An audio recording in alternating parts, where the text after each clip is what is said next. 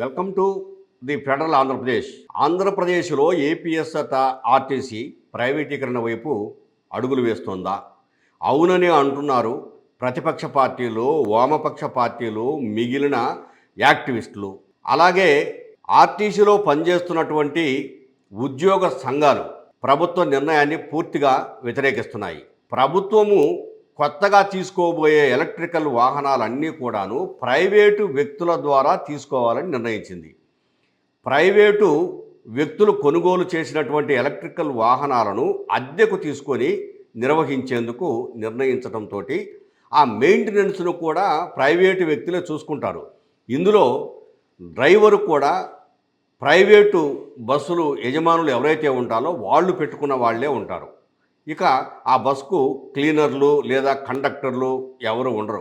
ఎవరు ఉన్నా కూడాను, ఎంతమందిని పెట్టుకున్నా కూడాను తప్పనిసరిగా ప్రైవేటు వాళ్ళే ఆ బస్సులో కావాల్సినంతమందిని పెట్టుకుంటారు. దాని మెయింటెనెన్స్ అంతా చూసుకుంటారు.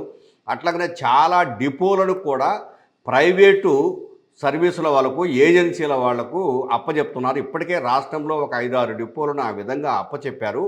ఇది అంతా మానుకోవాలి.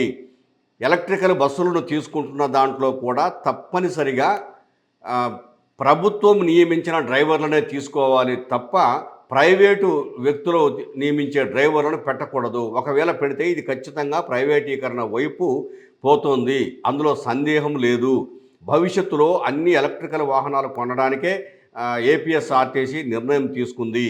ఇది ఒక్కసారి ఆలోచించాలని చెప్పేసి 23, 24 తేదీలలో ఆంధ్రప్రదేశ్ వ్యాప్తంగా ఏపీఎస్ఆర్టీసీ కార్మికులు జేఏసీగా ఏర్పడి ఎర్ర బ్యాడ్జీలు ధరించి నిరసనలు వ్యక్తం చేస్తున్నారు. 23వ తేదీన ఉదయం 7 గంటల నుంచి చాలా డిపోల దగ్గర ఆంధ్రప్రదేశ్లో ధర్నాలు చేశారు, ర్యాలీలు చేశారు, నినాదాలు చేశారు.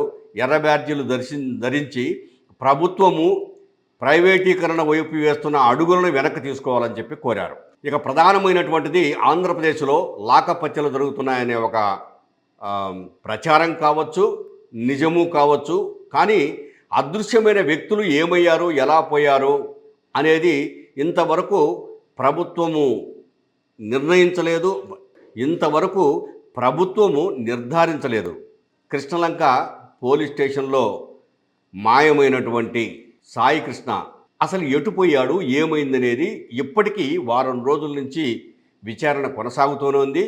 3 రోజులుగా సిట్టు విచారణ కొనసాగుతుంది. సిట్టు ఇప్పటికే శ్మశాన వాటికకు పోయింది, పోలీస్ స్టేషన్కి పోయింది, సిఐ ఇంటి దగ్గరికి పోయింది. అన్ని వైపుల నుంచి విచారణ కొనసాగుతుంది. అది ఈ విచారణ ఎంత కాలానికి ముగుస్తుందో తెలియదు. అసలు సాయి కృష్ణ ఉన్నాడో లేదో అనే అంశాన్ని ఇంతవరకు ప్రభుత్వము ఫైనల్ చేసి చెప్పలేదు. ఇక రెండో వ్యక్తి ఇందులో క్రాంతి కుమార్. ఈ క్రాంతి కుమార్ పేరుపోగు వెంకటేశ్వరరావు అని చెప్పేసేసి ఆయన దళిత నాయకుడు, ఆయన కుమారుడు. క్రాంతి కుమారును 3 నెలలుగా కృష్ణలంకలో గతంలో ఉన్నటువంటి సిఐ నాగరాజు వేధించాడని, ఎక్కడ కనపడ్డా కొడుతున్నాడని, ప్రతిరోజు పోలీస్ స్టేషన్కి రమ్మని పిలుస్తున్నాడని, ఆ పిలిచిన తర్వాత ఆ కొట్టే దెబ్బలకు నేను తట్టుకోలేకపోతున్నాను, నా వల్ల కాదు, ఇప్పుడు పిలుపు వచ్చింది, ఇక నేను ఈరోజు చచ్చిపోతున్నాను అని చెప్పేసేసి కొన్ని గుళికలు తీసుకొని ఒక సెల్ఫీ వీడియో తీసి ఆ గుళికలను మింగేసేసి ఆసుపత్రికి తీసుకుపోయిన తర్వాత చనిపోయాడు.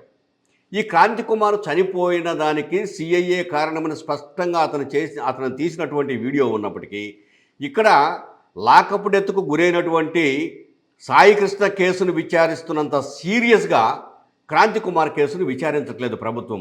ఎందుకు విచారించట్లేదు? అక్కడ నాగరాజ బాధ్యుడని చెప్పేసి క్లియర్గా బయటపడినప్పటికీ ఈ బృందాలు ఇప్పుడు ఏదైతే సాయి కృష్ణ కేసులో విచారిస్తున్న బృందాలన్నీ ఉన్నాయో క్రాంతి కుమార్ కేసును కూడా విచారించాలి, బయటకు తీయాలి, దాంట్లో కూడా ఇతను నిందితుడే, దాంట్లో కూడా హత్యను ప్రోత్సహించాడు కాబట్టి, అంటే హత్య చేసుకునే విధంగా, ఆత్మహత్య చేసుకునే విధంగా ఇతను ప్రయత్నం చేశాడు కాబట్టి నాగరాజును ఈ కేసులో కూడా శిక్షించాల్సిందే, ఇందుకు బాధ్యులైనటువంటి చాలామంది ఉన్నారు, వాళ్ళను కూడా శిక్షించాల్సిందే అని చెప్పేసి ప్రజలు లేదా దళిత సంఘాలు, అట్లాగనే మాజీ మంత్రులు, మేరుగ నాగార్జున ఇట్లాంటి వాళ్ళు కూడా చాలామంది డిమాండ్ చేస్తున్నారు. ఇది చూద్దాము ఎట్లా జరుగుతుందో, ఈ దర్యాప్తు ఏ దశకు పోతుందో నిదానంగా కానీ తెలియ పరిస్థితులు లేవు.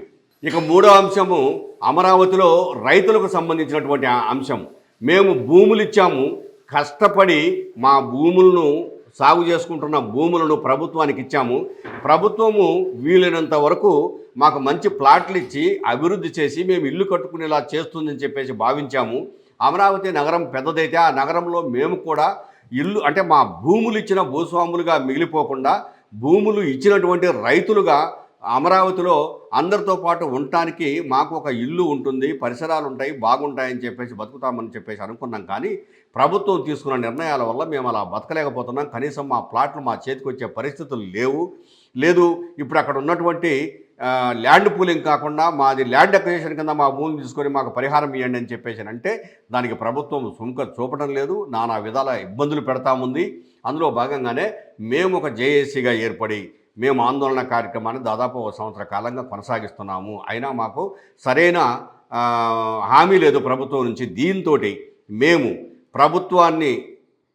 ప్రభుత్వం తీసుకునే నిర్ణయాలను, అది అమరావతి నగరంలో భూములు ఇచ్చిన రైతులకు వ్యతిరేకంగా తీసుకుంటున్నటువంటి ఏవైతే నిర్ణయాలను ఆ నిర్ణయాలను వ్యతిరేకిస్తూ ప్రతిపక్ష పార్టీ అధినేతగా వైఎస్ జగన్మోహన్ రెడ్డి సహాయం కోరాము. ఆయన మాకు ఆ సహాయం చేసి పెడతానని చెప్పాడు, మీకు అండగా ఉంటానని చెప్పాడు.